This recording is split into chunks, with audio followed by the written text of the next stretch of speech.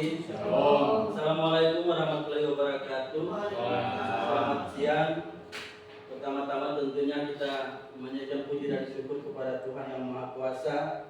Karena hari ini kita boleh ada dalam kebersamaan di tempat ini, dan khusus bagi saya karena pada saat ini saya boleh melaksanakan diseminasi tentang apa yang saya peroleh dalam pendidikan guru penggerak. Dan hari ini saya akan membagikan tentang modul 1.4, yaitu budaya positif. Dan sebelum kita masuk dalam kegiatan tersebut, bolehkah sebelumnya kita buka dengan doa, dan doa akan dipimpin oleh Ibu Unitas di SPD.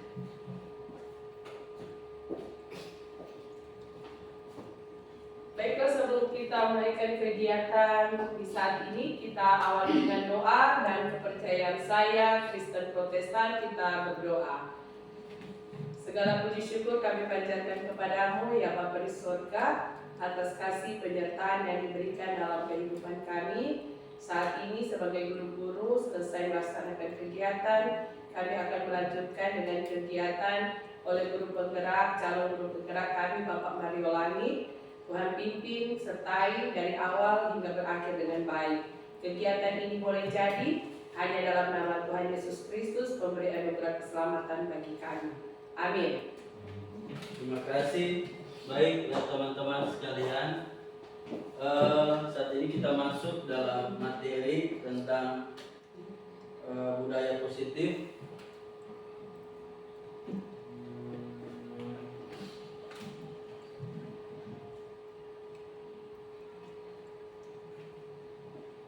Ya.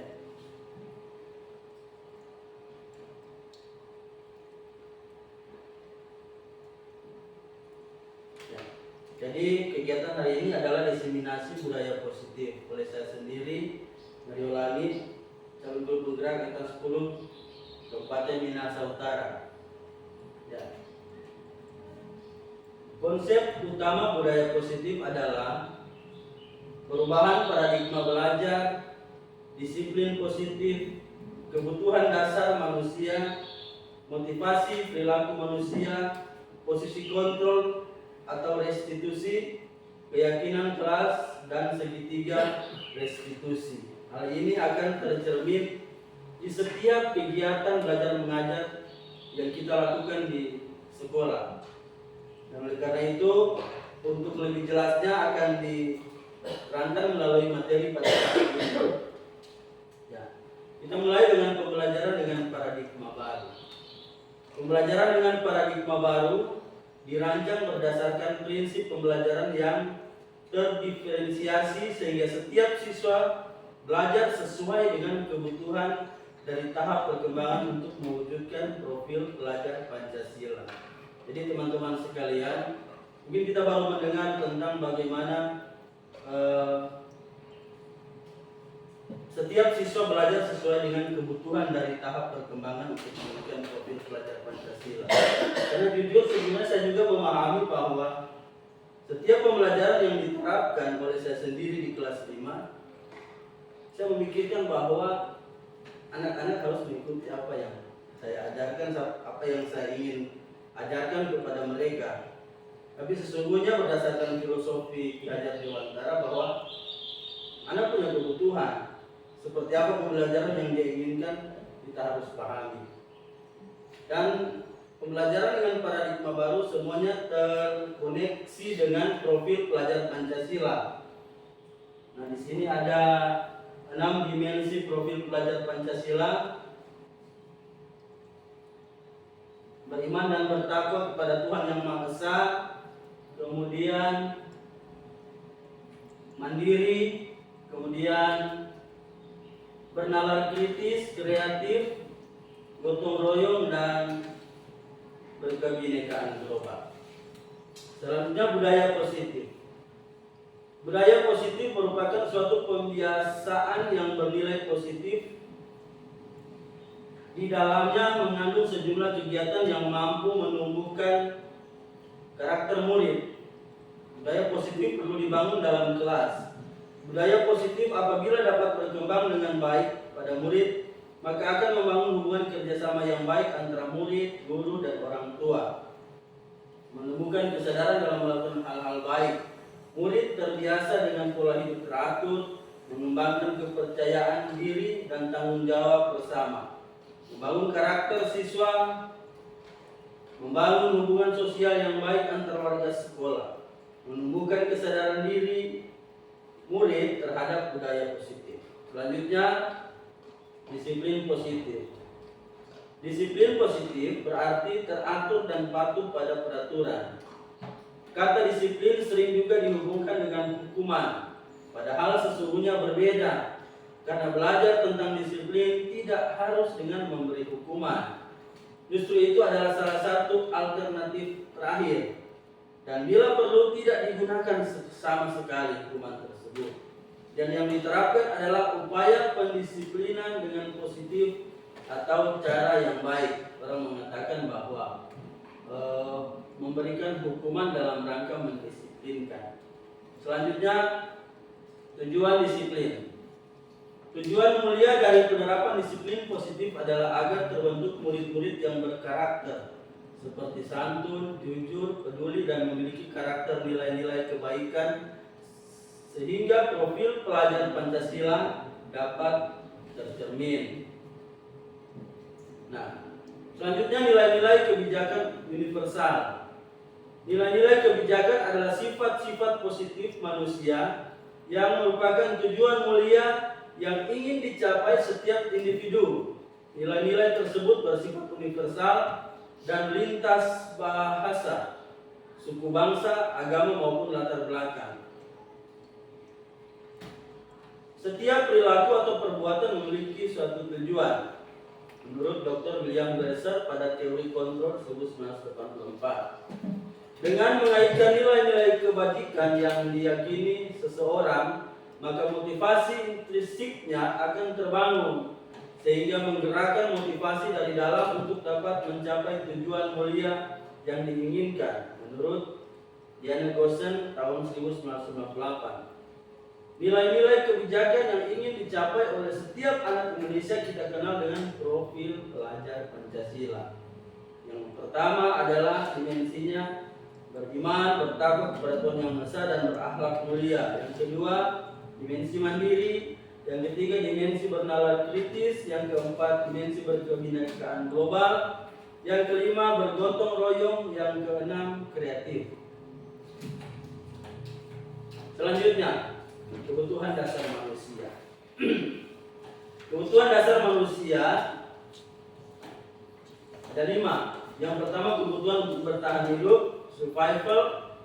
Kemudian cinta dan kasih sayang, love, belonging. Kebebasan, freedom. Kesenangan, fun. Dan kekuasaan atau power. Ini juga tercermin sebenarnya dalam setiap peserta didik kita di sekolah. Selanjutnya, motivasi perilaku manusia.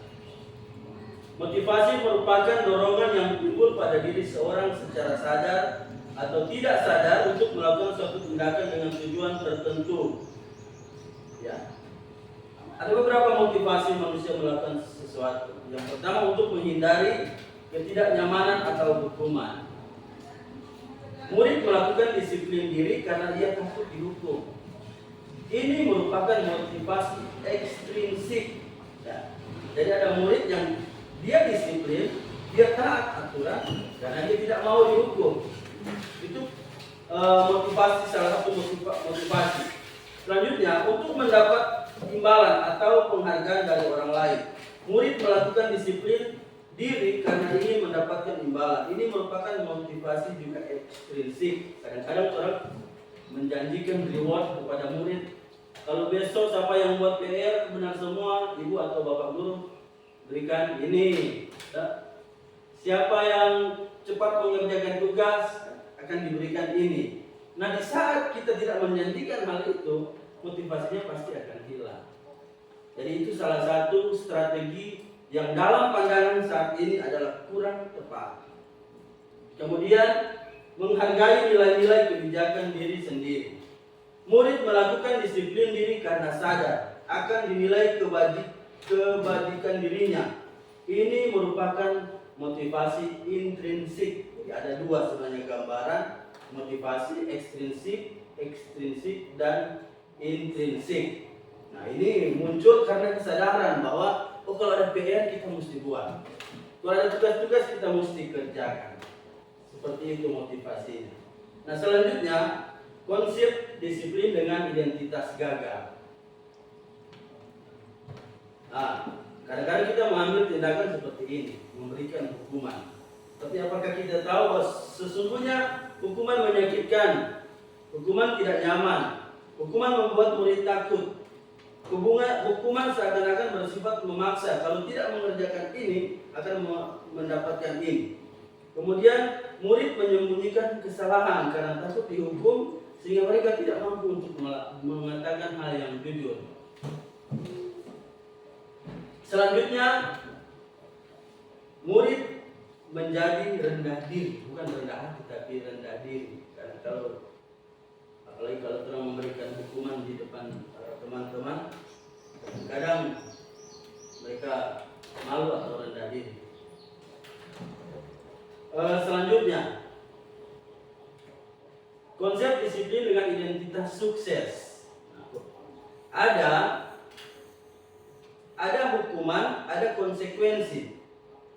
Tentunya ada perbedaan antara konsekuensi dan hukuman. Konsekuensi terkait dengan penguatan jangka pendek. Kemudian perlu monitoring berkelanjutan. Selanjutnya stimulus dan respon. Kemudian murid menghormati peraturan dan ada konsekuensinya. Kalau melanggar ada konsekuensinya. Kalau bicara hukuman, kadang-kadang ketika murid buat salah, muncul dalam benak, tiba-tiba dalam pikiran kita, oh kamu harus begini, itu hukuman. Tapi kalau konsekuensi biasanya sudah dirancang sekian waktu dan ditetapkan. Kemudian kehilangan waktu untuk merenungi kesalahan. Selanjutnya restitusi. Sebelum kita masuk pada pengertian restitusi, yang terkait dengan restitusi adalah murid bertanggung jawab untuk perilakunya.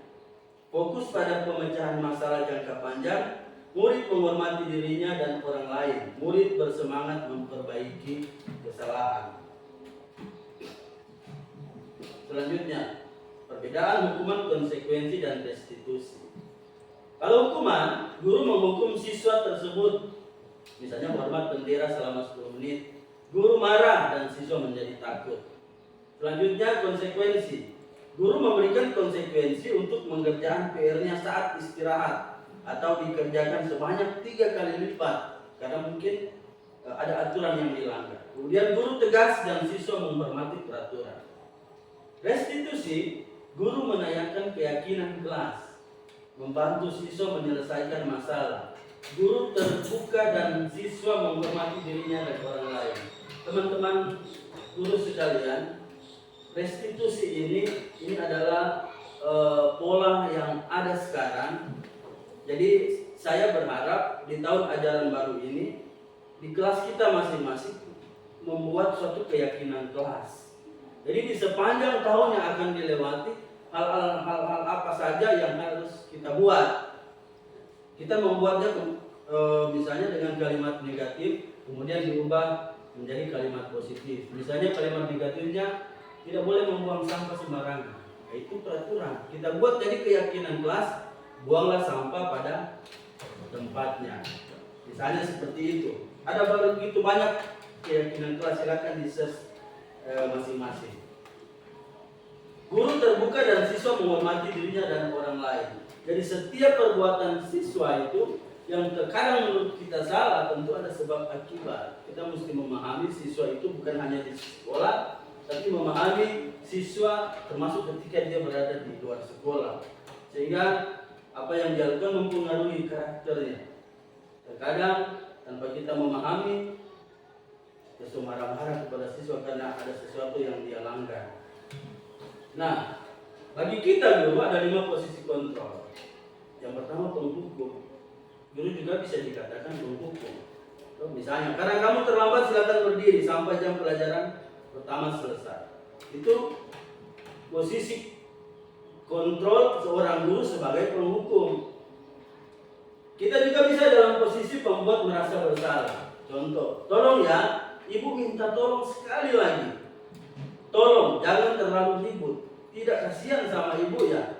Dari tadi teriak sampai tenggorokan ibu jadi sakit. Jadi siswa itu sedang mungkin rasa sedih, rasa sayang terhadap ibu, kemudian merasa bersalah.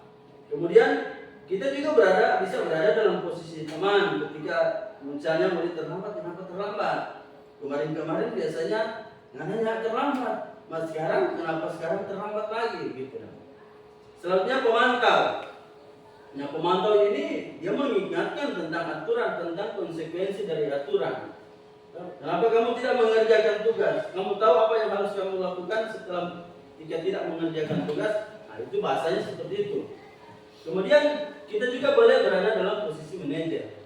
Contohnya, apa kamu menyadari bahwa yang kamu lakukan ini tidak benar? Misalnya murid mengatakan kata-kata kotor terkadang. Kemarin ada laporan, Kevin, ada anak yang lapor mengatakan bahwa Kevin ada memakai dengan kata-kata kotor. Itu contoh.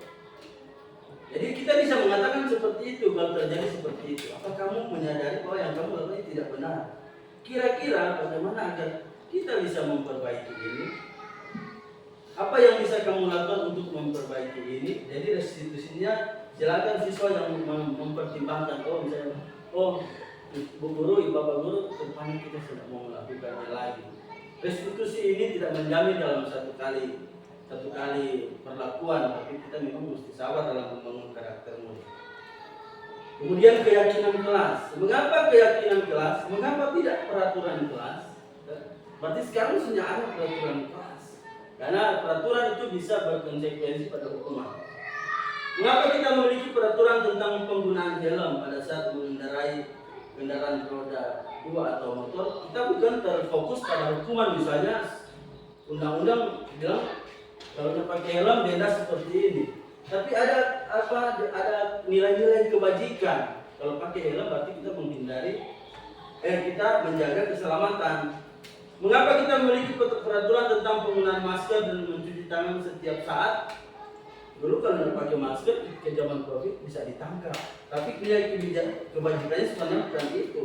Tapi ini tentang masalah kesehatan. Apa itu keyakinan kelas? Nilai-nilai keselamatan atau kesehatan inilah yang kita sebut sebagai suatu keyakinan. Nah ini nilai mengendarai motor tanpa helm. Mengapa kita memiliki peraturan tentang penggunaan masker? Nilainya kebajikannya ini kesehatan dan nilai kesehatan, keselamatan atau kesehatan. Inilah yang kita sebut sebagai suatu keyakinan, yaitu nilai-nilai kebajikan universal yang disepakati secara tersirat dan tersurat, lepas dari latar belakang suku, negara, bahasa maupun agama. Keyakinan kelas adalah salah satu disiplin positif yang kita yakini bersama yang berasal dari penyatuan pikiran untuk menjadi nilai-nilai kebajikan untuk diturunkan di kelas-kelas. Jadi teman-teman, apabila berikut kita akan membuat keyakinan kelas tentang kesepakatan kita tentang proses di dalam kelas, ingat nilai-nilai kebajikannya harus ada. Bagaimana pembentukan keyakinan kelas? Keyakinan kelas bersifat lebih abstrak daripada peraturan, karena dia tidak dijamin oleh hukum. Kalau bikin salah ini, dapat hukum begini. Dan yang lebih rinci dan konkret, nyata. Kalau peraturan itu lebih nyata. Kemudian keyakinan kelas berupa pernyataan-pernyataan universal. Keyakinan kelas berupa pernyataan keyakinan kelas senantiasa dibuat dalam bentuk positif, seperti saling menghormati, bukan kalimat negatif seperti dilarang, ribut, tidak boleh buang sampah sembarangan. Kita hindari kalimat-kalimat negatif seperti itu. Jadi kalau misalnya kalimat negatif dilarang ribut, berarti keyakinan kelasnya misalnya dalam pembelajaran dilarang ribut, berarti kalimat positifnya Kita harus tenang di setiap kegiatan pembelajaran. Kira seperti itu. Kemudian, keyakinan kelas sebenarnya tidak terlalu banyak sehingga mudah diingat dan dipahami oleh semua warga kelas. Keyakinan kelas sebaiknya sesuatu yang dapat diterapkan di lingkungan kelas atau sekolah. Semua warga kelas hendaknya ikut berkontribusi dalam pembuatan keyakinan kelas lewat kegiatan curhat pendapat. Kemudian bersedia meninjau kembali keyakinan kelas dari waktu ke waktu. Jadi dia fleksibel, bisa saja suatu saat ada yang perlu ditambahkan atau ada yang perlu direvisi. Ini adalah contoh pembuatan keyakinan kelas. Nilai-nilai kebajikannya adalah bahagia, saling menghargai, jujur dan tolong menolong, bertanggung jawab, disiplin dan lain-lain. Pendekatan segitiga restitusi. Ini adalah pokok dari wilayah positif. Restitusi adalah proses menciptakan kondisi bagi murid untuk memperbaiki kesalahan mereka sehingga bisa kembali pada kelompok mereka dengan karakter yang lebih kuat. Jadi orang berusaha membuat murid untuk memperbaiki kesalahan. Jangan terlalu banyak mempermasalahkan apa yang telah dibuat, tapi kita harus fokus agar kesalahan itu tidak dibuat kembali oleh murid tersebut. Ciri-ciri restitusi: memperbaiki hubungan, bukan untuk menebus kesalahan seperti hukuman terhadap aturan. Tawaran, bukan paksaan. Jadi restitusi itu tawaran. Jadi kalau sekarang misalnya kamu mengucapkan kata-kata kotor, kira-kira memberikan tawaran apa yang mau melakukan berikut. Kemudian menuntut untuk melihat ke dalam diri, mencari kebutuhan yang mendasari tindakan. Jadi kadang-kadang anak nakal bukan karena ada banyak faktor sehingga dia mungkin tak bahagia di rumah. Kadang-kadang masalah orang tua yang broken, kadang-kadang seperti kadang-kadang mungkin dia tidak dapat jajan datang di sekolah. Kemudian fokus pada karakter, bukan tindakan. Karena kita ketujuan kan di profil pelajar Pancasila. Nah, ini segitiga restitusi. Teman-teman, di sini ada validasi tindakan, ini yang dia validasi tindakan. Kemudian ini menanyakan keyakinan, menstabilkan identitas. Di situ. Nah, segitiga restitusi itu yang pertama menstabilkan identitas. Tidak ada manusia yang sempurna, kita bisa menyelesaikan ini. Jadi kalau anak buat kesalahan, kita mesti maklum bahwa orang juga pernah buat kesalahan. Jangan pernah berpikir bahwa orang ini dulu sempurna. Mesti maklum, bilang ke anak-anak, bapak juga pernah buat kesalahan, ibu juga pernah salah. Temen sama ngoni, ibu juga dulu SD pernah baku gahara, begitu dah. Kemudian menyelesaikan masalah ini. Kemudian validasi tindakan yang salah. Nah, kita pasti punya alasan mengapa melakukan. Tanyakan kepada murid, kenapa nggak bikin begini? Kemudian setelah dia mengaku, terarahkan. Padahal masalahnya anak manis sebenarnya. Kenapa tidak tunjukkan hal-hal positif? Melakukan yang lebih buruk dari ini. Nah, kemudian menanyakan keyakinan. Apa nilai-nilai umum yang telah kita sepakati bersama? Itu tentang keyakinan kelas yang tadi di awal, yang telah kita buat, yang bertentangan dengan nilai-nilai kebajikan, kurang hubungkan dengan apa yang murid lakukan. Kemudian tanyakan, masih ingatkah keyakinan kelas kita yang telah kita buat? Sementara dia mau merenung, ternyata kita semua melanggar. Nah, ketika dia mampu pelanggaran, kita berarti terang hukum, terang menuntut pada penyelesaian masalah agar di kemudian nanti anak tidak akan kembali melakukan hal yang sama. Jadi ada 3 langkah restitusi. Pertama, menstabilkan identitas. Menstabilkan identitas bahwa memang orang sebagai makhluk ciptaan Tuhan itu bukan diciptakan untuk berbuat salah, untuk menciptakan kebaikan, yang berbuat kebaikan. Tapi terkadang ada faktor-faktor di lingkungan kita yang mempengaruhi kita untuk melakukan hal yang salah.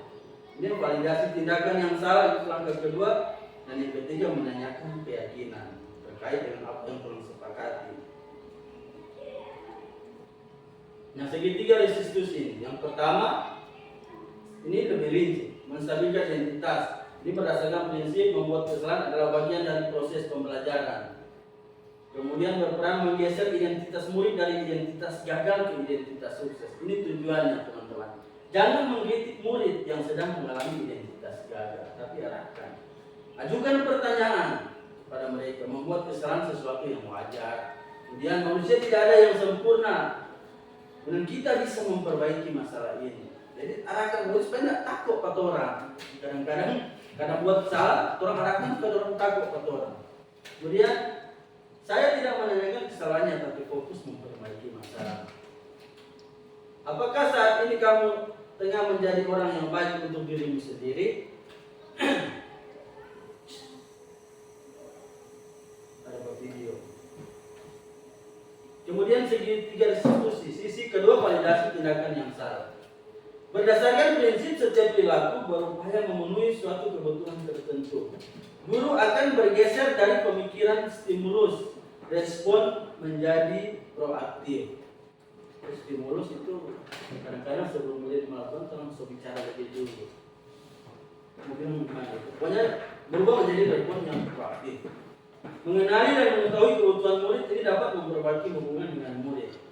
Kemudian pernyataan atau pertanyaan disampaikan dengan nada suara tidak menghakimi atau memojokkan.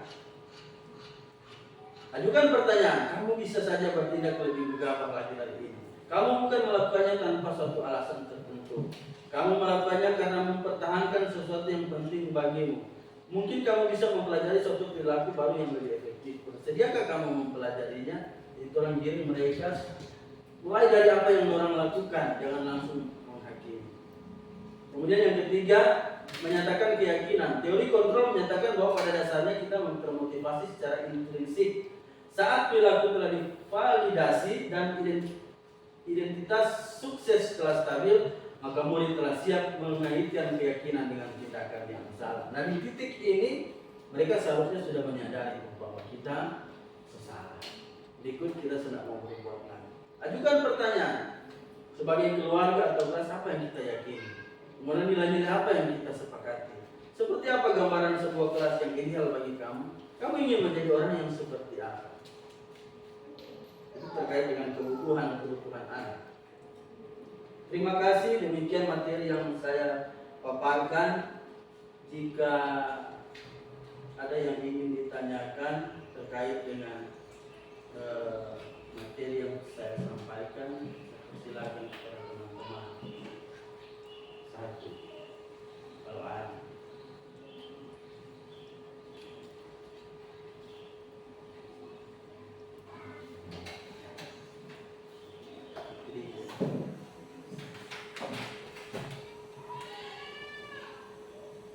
Jadi penekanan di sini pada restitusi, teman-teman.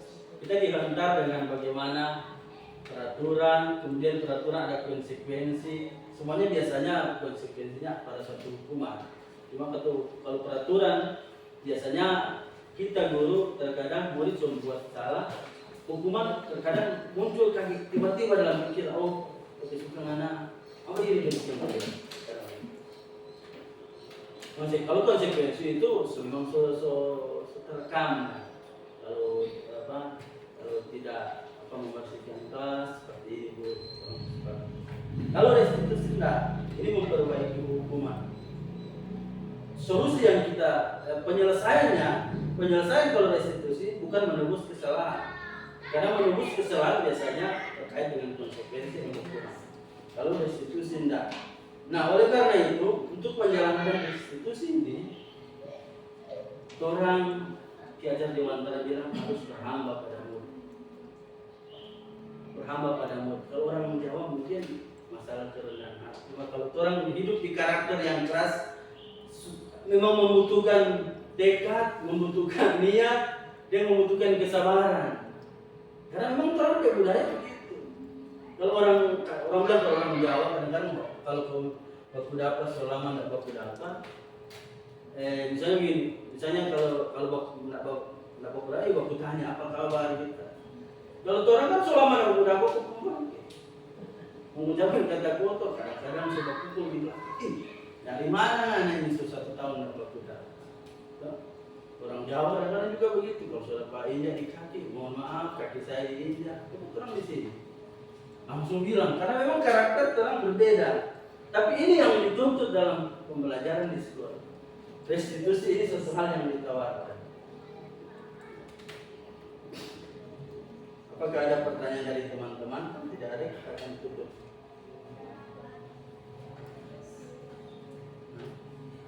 Lewat.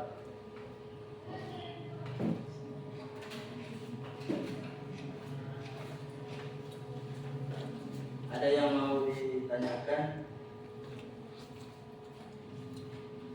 Saya punya kerinduan satu hari nanti kalau kita ada waktu, kita sama-sama membuat keyakinan kelas atau sekolah ini. Karena melalui pendidikan guru penggerak, paradigma dan mindset saya terbuka. Tapi yang menggerakkan adalah kita di sekolah ini. Misalnya di sekolah ini so ada komunitas belajar PNM. Di situ penggerak siapa itu? Bapak Rigel dan Ibu Fitri kalau tidak salah. Nah itu berperan sebagai penggerak di sekolah ini. Makanya waktu lalu kita pernah tawarkan. Lalu tentang BMM itu orang bikin begini. Supaya orang bisa berbagi hal-hal baik melalui platform Merdeka Mengajar. Kan di situ ada bisa berbagi praktik baik. Dengan begitu kan orang bisa menunjukkan, oh orang ada komunitas belajar yang dimanfaatkan, bukan sekedar dibentuk. Karena komunitas belajar bukan sekedar nanti buat webinar, enggak. Secara daring, malah yang lebih penting itu kalau secara tatap muka seperti ini. Jika tidak ada, maka dengan demikian kita akan akhiri kegiatan diseminasi di saat ini. Tentunya saya sebagai pribadi mengucapkan banyak terima kasih atas waktu dan kesediaan teman-teman. Kita untuk malam berdoa, Tuhan gerakan dalam hati supaya ada waktu orang mempersiapkan, karena masing-masing punya kesibukan tidak sama. Dan puji Tuhan, Tuhan gerakan teman-teman yang ada di bawah. Baik, kita akan tutup kegiatan pada saat ini. Sekali lagi terima kasih. Terima kasih juga kepada Ibu Kepala Sekolah yang sudah mengizinkan merekomendasikan kegiatan ini boleh berjalan dengan baik. Kita akan tutup dan saya mohon kesediaan Ibu Agnes untuk berdoa.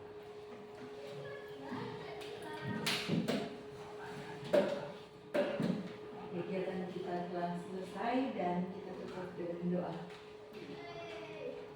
Kita berdoa. Kami bersyukur kepadamu, ya Tuhan, ya Bapa yang kami sembah di dalam nama Tuhan Yesus. Kami berterima kasih kepadamu Tuhan karena kegiatan kami di siang hari ini boleh terlaksana dengan baik. Kiranya kami dengan hari Tuhan dapat kami praktekkan ke depannya dalam kegiatan belajar mengajar kami Tuhan, sehingga kami dapat melakukan hal-hal yang positif, hal-hal yang baik dalam kegiatan belajar mengajar kami. Kedepannya kami taruhkan semuanya ke dalam tangan. Kami percaya kehendak-Mu yang terjadi dalam kehidupan kami. Berkati kami semua yang ada di tempat ini, berkati Bapak